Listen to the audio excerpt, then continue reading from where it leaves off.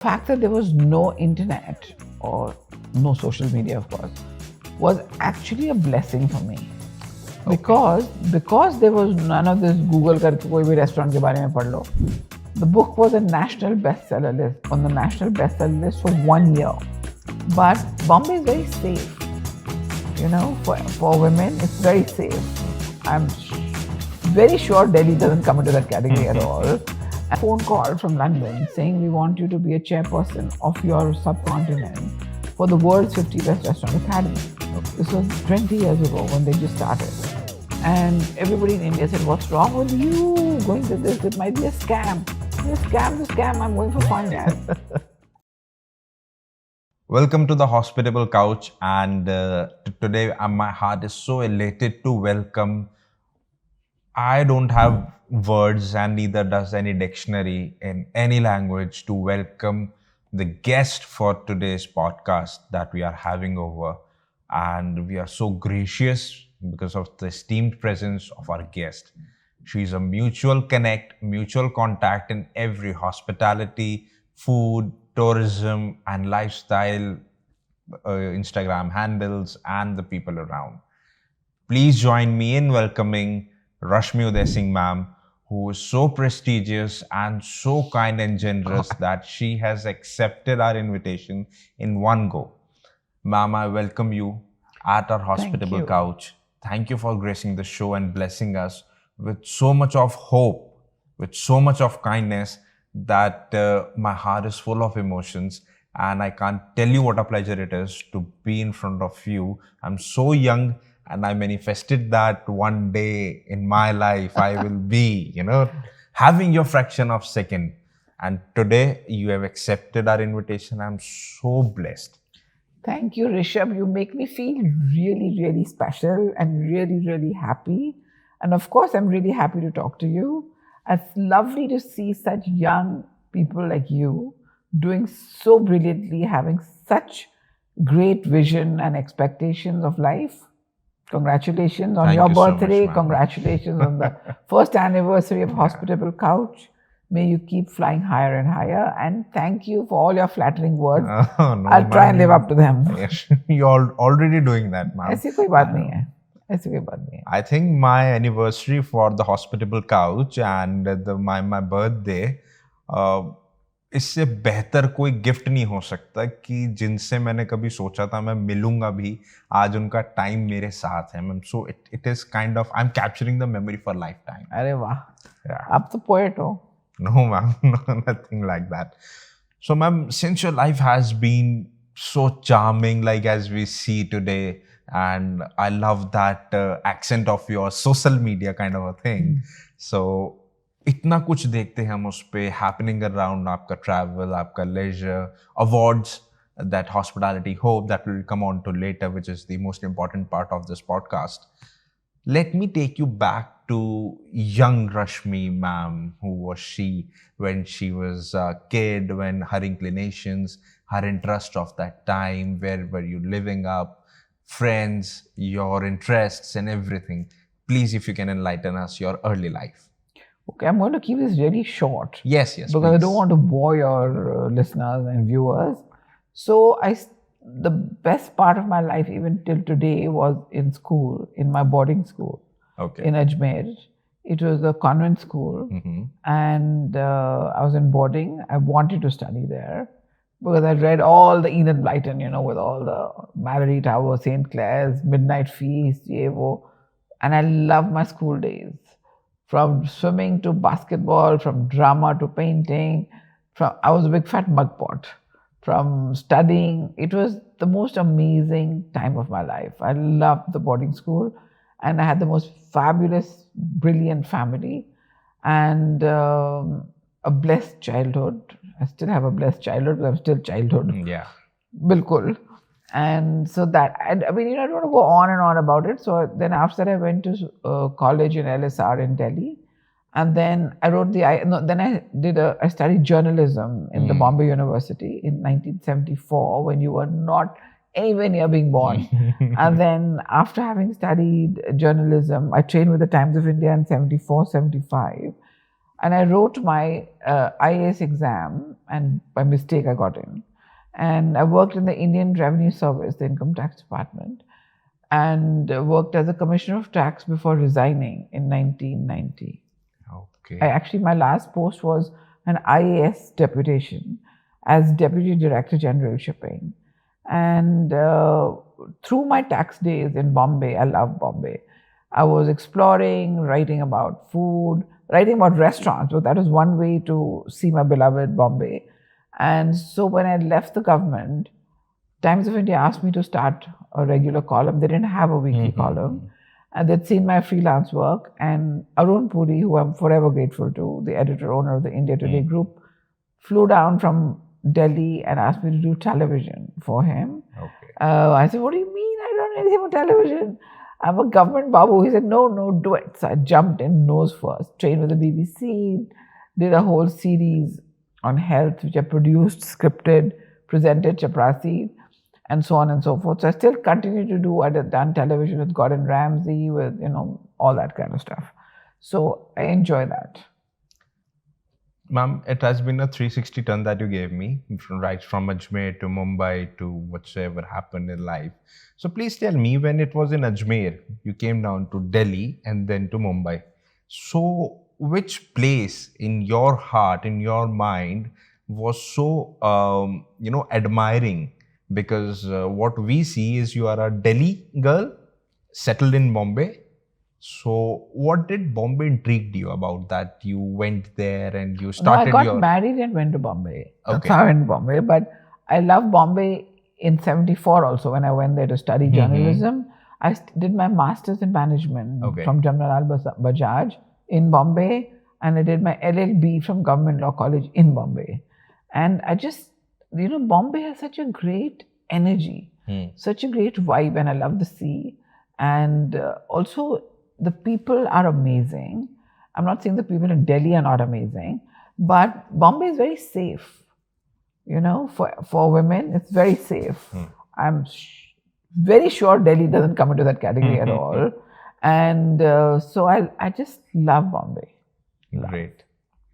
So, ma'am, from IAS that people dream of, ki exam clear ho jayega, while having a respected job and very prestigious job, what made you shift your gears from there to writing engines? I was writing right through my IAS days, through my income tax But days. what did food and restaurant had that thing which The got you restaurant, attracted? nobody wrote about food when I started writing about food.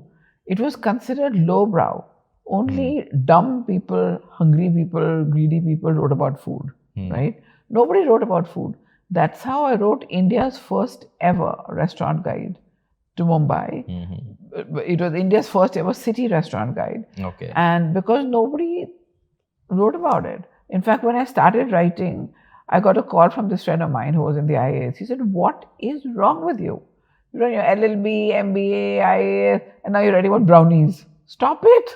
So I said, I'll write about whatever I want to write about. Buzz off. Okay. So that is where you started having your space into this. Yeah, because nobody, the thing is, Rishabh, I think I'm related to Columbus, which is what I told Rahul also. I'm a close relative of Columbus. I love exploring, and going into uncharted territories where nobody's been. So when I wrote India's first ever city restaurant guide, the idea was rejected by 3 publishers. Yeah. And when I finally did it, I was very excited. I did it for myself. Then I wrote the world's first vegetarian guide to Paris, which I brought for you to see, because I was dissuaded by everybody. Paris, vegetarian, forget. You only get salad, cheese and bread. But I wrote this book, and the French government gave me a knighthood, which they given to Clooney and Hepburn, only because nobody would dare to do a book like this. It was just very exciting to go into territories nobody's been to. Because in 2024, in the month of August, this book was meant to be presented to me, because since I'm a vegetarian. Yes. And that is how destiny has always planned. Yes. I'm sorry, I'm joking. That's Yes. okay. No, of course. Yeah. So, I mean, those times when there was no internet, there was no connectivity of social media as we have now these days.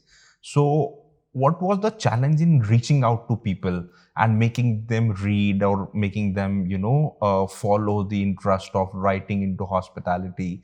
Because what I can sense out in those times in late 90s or 80s when you were writing into these columns of food and tourism, the media was very less, which was covering such kind of things, because that was the only time of hotels, because restaurants were not prevailing as they are now. Absolutely So right. please tell me any challenges that you faced to making that people reach. First of all, Rishabh, the fact that there was no internet or no social media, of course, was actually a blessing for me. Because there was none of this Google करके कोई भी restaurant के बारे में पढ़ लो. The book was a national bestseller list, on the national bestseller list for 1 year. Because if you wanted to go to a restaurant, you couldn't find any information anywhere, right? So this book provided that unbiased, I always pay my bills, information about a restaurant. I'm talking, that time was Bombay. I've done stuff on Chennai. I wrote also Pune's first ever restaurant guide. I used to go to Pune every other weekend and do my exploring. So because there wasn't any other way of getting to these restaurants, my book remained on the national bestseller list. And it was very exciting. It was very exciting to go to a restaurant, quickly write down the address, timing, come back, put it into the laptop or desktop or whatever. It was very exciting. Those times are very exciting. Now, though, you're deluged with information. Yes. And in fact, sometimes you don't know what to believe or not to believe, because, are these guys going there because they were given a free meal, or they really mean it, or whatever. So it's totally pish pash of everything. Having said that, I think the internet and the democracy of the internet and of TripAdvisor and all these things is also good. It's also good because you actually are getting views of actual users, So I know there is a pros and cons of everything, but I think it's a good thing. When you started writing, I'm talking about from the restaurant perspective, it was new for them also. Absolutely. So what was their take on these kind of books and restaurant guides? Very good. I had a very good response because there wasn't anything like this at all. It was like from zero to the book, right? So they were very happy. But I was also writing a column in the newspaper. In those days, Rishabh, we talk about pre-internet and after internet, like before Jesus Christ and after Jesus Christ. In those days, newspapers had great power. Yes. Right now, I think they're all dwindling, the whole readership. Especially post-COVID, I can say. Yeah, this print and all that, but in those days, it was very powerful. Did you see any inspiration for yourself? Did you had somebody in those times whom did you look up to while writing, or it was just general extempo? It just generally whatever I felt like it, and also my responses, my initial responses, reactions, I was just recording them. I like to be fair and I like to be systematic. This is my training from the government.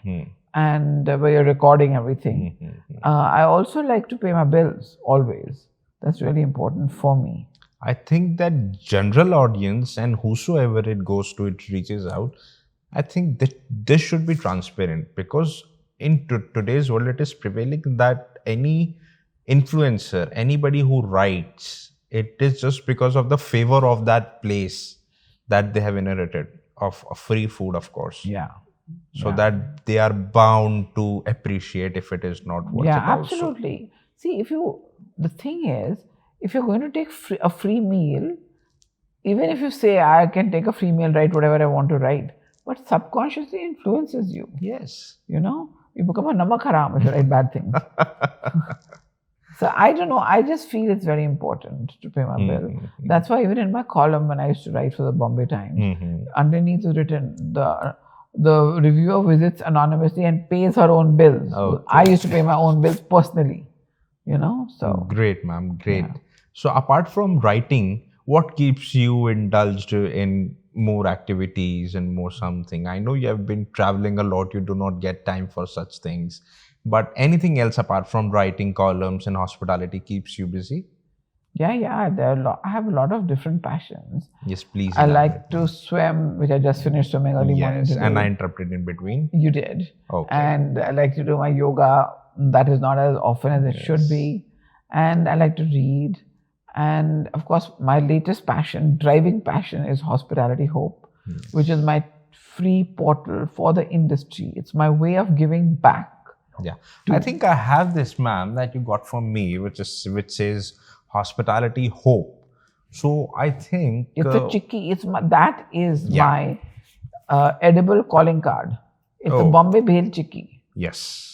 And that contains Morocco chips, bhel, peanut jaggery, sugar. Yeah, that's just the. I think you will have to send some more for me in the month of November, December. Yes. Okay. Yes. I will do that. Yeah. So this Hospitality Hope is something which I have been working on. I have no sponsor. I don't want a sponsor. There's no subscription. There's no fees. Nothing. Yes. It is to help is a very strong word. Chefs looking for internships and stages. I've been the chairperson of the world's 50 Best Restaurant Academy, based out of the UK, for the last 17 years. I was the only Indian on it. So I know a whole lot of the world's greatest chefs. And I'm trying to do a whole connectivity between chefs and the great chefs. So talent can work with talent and free. There is no charge at all. And I'm also doing other things like giving awards. Like if you see the photo on this, these are awards called the Hospitality Hope Icon Awards. They're for the iconic restaurants, which are the Chotu family-run restaurants, which cost less than 400 rupees a head. And they are, I gave awards to 28 of them in Mumbai. All of them I've been eating in over the years. From the really famous ones, like Shri Thakar Bhojanale, which is almost 80 years old, Noor Mohammadi, which is 101-year-old, Pancham Puri Wala, 176-year-old, to MH01 Shatkari in Thane, which is a few years old as well. The reason is that these are the real engines of our hospitality industry. They have stood the test of time. Okay, abhi naya khul gaya, sushi le aaya, all that is okay. I mean, it's good, well done. But these are the guys who have been feeding the masses, and they have stood the test of time. They're still there to tell the story, right? And I think it's very important to honor them. And no sponsor will touch like this because it's not their scene. So it was so heartwarming that when we did this awards, that not only did they turn up each one with 5 members of each family, but I invited people to give awards who've actually eaten in these restaurants. Okay. So Boman Irani came, Shobha Dev was there, right through, Ranveer Brar, Kunal Vijayakar. I saw that whole coverage. They were there from beginning to end. It was so heartwarming. And one of our greatest artists, Jaideep Mehrotra, internationally renowned, on his own, he designed the certificate, printed it, framed it, and gave them all to me as a gift. To give it to all the 30 winners, So it is really lovely to see the support and the goodwill people have for each other, rather than this competition, dog eat dog and all that, So it's really a lovely feeling. I think that when commercialization is not involved, it is solely from the heart and to the heart. It connects so beautifully that, people will come all together to contribute, to, put in that essence of connecting people, which is synonymous to what hospitality does in the end. Yeah, you put it very beautifully, Rishabh. Thank you so much, ma'am. Ma'am, we have, abhi tak jo baat hui hai, I think that it is all about what you did and what came into your favor. But along the line, I want to understand if there were any challenges in your journey. And if there were, can you please explain? What do you mean by challenges? Challenges in the sense that if any publisher or anybody else did have challenge to accept the new idea of publishing your column or your writing or wherever you were going, or in fact, for that matter, awards are such things in which people think that, awards are solely dedicated to some things, some politics is involved, something is doing a favor to something. Anything lightning upon that? It's happened once or twice when I have stopped working and writing for the particular publishing house which was insisting on selling my column. Okay. And telling the restaurant that if they pay them $1.5 lakh, I will review it. I said, I will not. So I stopped. Okay. It's my decision, right? It's my principles. I'm not being holier than thou. I'm not saying if you're selling your soul and becoming a prostitute, I'm not saying it's good or bad. I'm just saying I don't believe in it, right?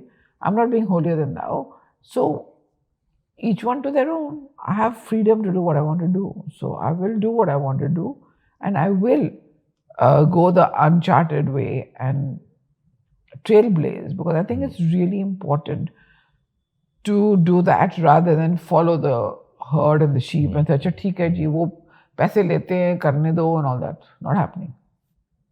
No. So earlier when you stepped into this space of food and all, what was your, any manifestation of yours, like you considered any chef to be with them or to have their sort of food delicacies? Who were they whom you looked upon to meet at some point in life, and you met and you did something? See, I was just very blessed. I am very blessed. So I got a phone call from London saying, we want you to be a chairperson of your subcontinent for the world's 50 Best Restaurant Academy. Okay. This was 20 years ago when they just started. And everybody in India said, what's wrong with you going to this? It might be a scam. The scam. I'm going for fun, yeah. And today it's one of the most powerful forces of the restaurant industry. They not only make restaurants, but they also influence gastrotourism. When they give an award to a restaurant which is in a faraway city like Noma in Copenhagen, for example, or El Bulli in Spain, in the Coast of the Roses. When El Bulli was judged the world's best, it actually moved tourism in that direction. So I'm really happy to be part of that, and because I'm privileged and blessed to be part of the world's 50 best, Asia's 50 best, and attend Latin America's 50 best restaurants, also 50 best hotels. And I'm privileged to be at the center of all the action and to meet all these great chefs and be inspired by them. That is so beautifully, ma'am, that you put across. I was hearing and I can imagine that picture. I created that kind of a thing. So when people look up to you, you are very well connected with the industry, maybe anybody from the hotels or from the restaurant.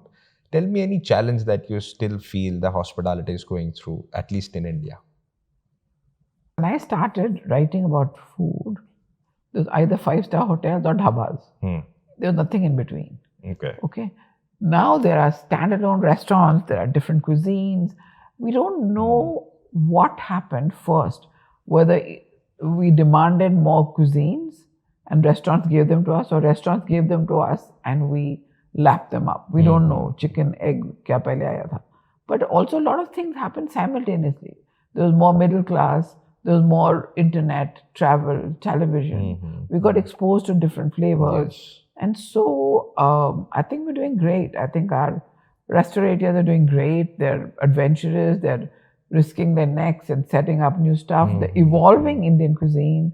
So I think, and we're also making our mark in the world stage.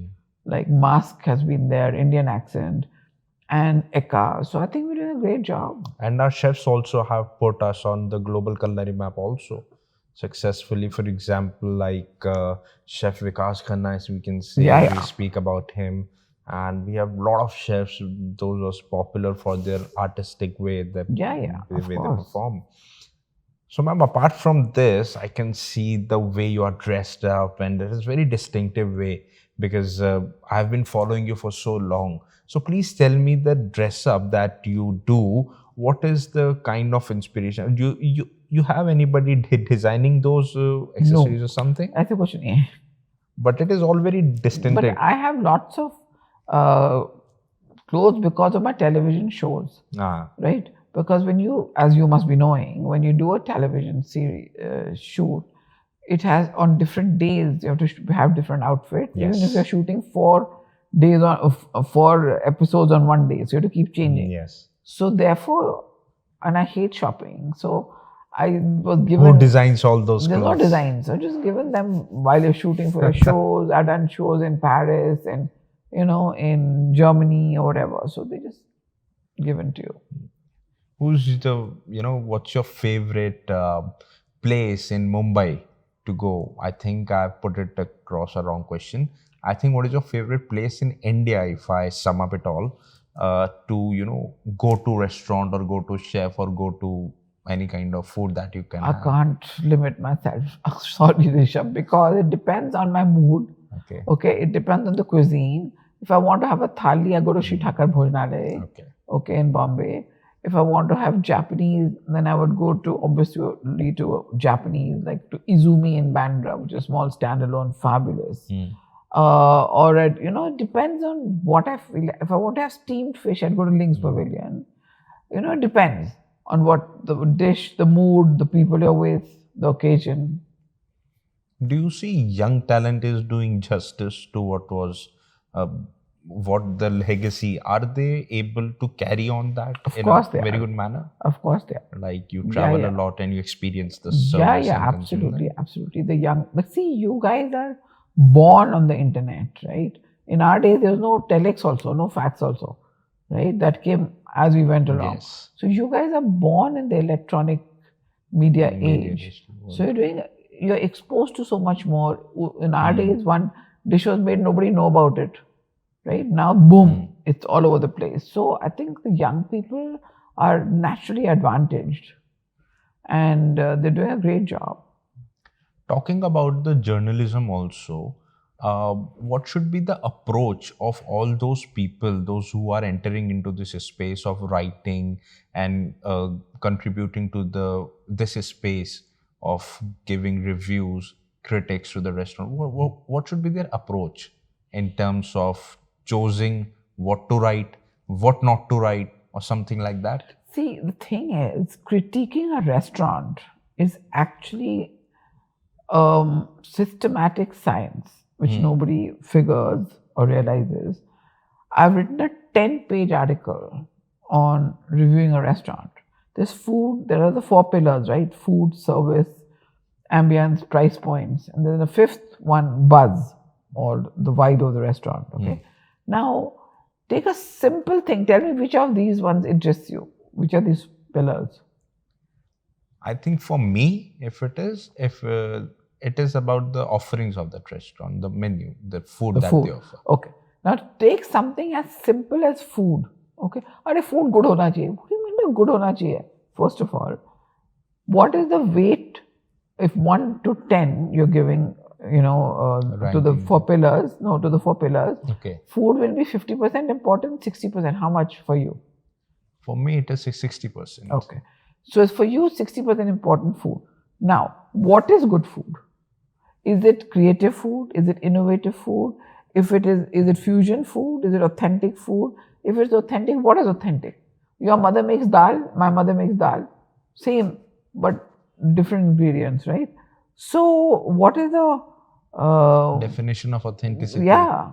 What is good food? What is creativity? What is building? Is it building blocks, or is it, there is no sacrosanct thing to say this is good food.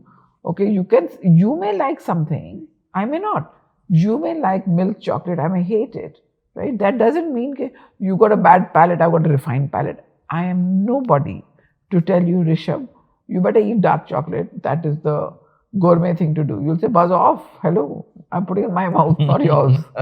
Who's a food critic to tell anybody eat this, don't eat this? This pompous way of constantly doing this doesn't work. And now the internet is there, it's even more obvious. So it's really, really important to be aware when you're critiquing a restaurant. What is good food? What is good service? Is it attentive service? Is it obsequious service? Is it friendly service? What is good? Ambience also. What is good ambience? Okay, should it be taking over your whole space? Should it be thematic? Should it be laid back? Should it be minimalistic? Yeah. Can you see how imponderable and how everything is movable? So it's not as simple as it sounds, or as black and white as it sounds. So, ma'am, if I conclude our conversation, which I do not want to in any which ways, because I want to carry on as the time says. So, I want to understand from your perspective, your experience, and your understanding of everything that you have seen around the world. What does hospitality means to you? Hospitality, as the word itself is self-explanatory, is all about being hospitable. It's about warmth, about generosity, about graciousness, empathy, caring for another person. And I think it's one of the most important qualities in life to be hospitable from the heart, not PR hospitality, right? So the word itself is self-explanatory, hospitality. Thank you so much, ma'am. And we talked about food, we talked about everything. Ma'am, please tell me if you'd like to cook, ma'am. You like to cook? Love to cook, but I like to cook only what I like to eat. My mother was a great cook. Oh. She's written 2 cookbooks. She used to hold cooking classes, and I used to come back from school and I used to help her. And baking was her forte. So I've learned a lot of baking from her, and I like to cook what I like to eat. And what are those likings, if you can share with us? I like light, pristine dishes where you can taste the main ingredient. I don't like masala killing the main ingredient, whether it is fish or whether it's vegetables. I don't like it smothered in masala and strangulated by masala. I like to be able to taste the main ingredient. Okay. Any quick recipe of your favorite dish that you like to cook, that you like to eat? The thing is, there are many recipes. Some of them are very complex. But like, for example, there's this really simple to make cabbage recipe, which is somewhat Chinese, where you just take a bit of oil, put some in a kadai, or in a, if you want, in a non-stick pan, but like a solid bottom kadai is better, with some oil and put in some Kashmiri chili. Okay. And let the color kind of bleed a little bit and some of the flavor come into the oil. Let it get infused. Put a little bit of vinegar, sugar, and when it's kind of half done, toss in, let the chili be there in full form. Toss in the cabbage, toss it around, and the oil, by the way, which I like to use is sesame oil, and toss it around. You can dab it with a bit of soy sauce if you like, and you're ready to go. It should be crunchy and it has a lovely sweet, spicy flavor and a little bit of sugar, of the sugar and the vinegar and the Kashmiri chili. And it looks beautiful. It's green, it's got some red chilies. It looks really good. You saw my face. I was already watering that. Good. Thank you, ma'am. Okay, so now you please tell me, when you achieve that status of, being so prominent in one of your domains of any industry that you are in, do you feel any kind of responsibility towards people? Because people look up to you with so much of hope, as we say, and expectations. Exaggerate karte ho.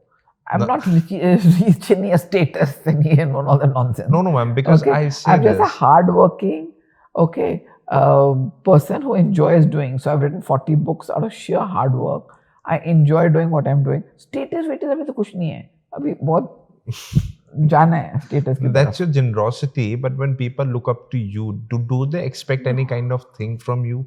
No. I have a long way to go. I like to think of myself as a perpetual student who keeps learning. I'm an expert, I know this, I know that. You can never know anything always, forever. No, you have to keep learning. And I'm learning. Wow. Meeting you is a learning. No, ma'am. That's my learning. And because you see, in the main purpose of digital media is to educate them in masses. That is what we are doing of a bit, that, I'm conversing on behalf of my audience, so that message goes out loud and clear of what you hold with your experience and all. And I think that this conversation was mandatory, because to understand the side of yours. And I think that I'm also educated now after your experience, your stories. Wow. So it has been a wonderful, wonderful, wonderful experience sitting beside you, chit-chatting with you, and you gave me that liberty of being so familiar with you. And yes, ma'am, because you see, मैं अपने बारे में बताता हूँ, I was very hesitant while I met so many people like Rocky Mohan sir, Gautam Anand sir, Nakul Anand sir, कि उनसे मिलेंगे तो कैसे रहेंगे and all. But they made me so much comfortable and they weaned that shyness away from me that I could now have that, sir, please, that a kid and somebody elder to that. And I felt the same connection with you. And so thank you, ma'am. बुड्ढा बना दिया है. No, ma'am, you're as young as anybody. Yeah, but वो पहले नहीं पता था ना मुझे. अच्छा, पता लग गया. अब पता लग गया. चलो good. Now more. ऐसे बुड्ढा बना दिया. You know, interviewing old people, me, the young one. No, I mean, we just born. I'm just born now. Yeah, I know. Yeah. So thank you, ma'am. Yeah, thank you so much. Again, I'm reborn with all. I'm always reborn with my guests. That is how I like to put it. Keep getting reborn, and thank you so much, ma'am, for spreading across the hope of hospitality. Thank you so much for educating us, enlightening us, and I feel that we should have you on our channel more often so that we have that exposure of yours.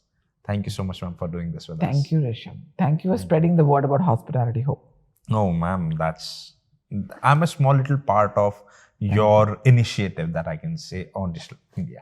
Thank you, ma'am. Thank you so much.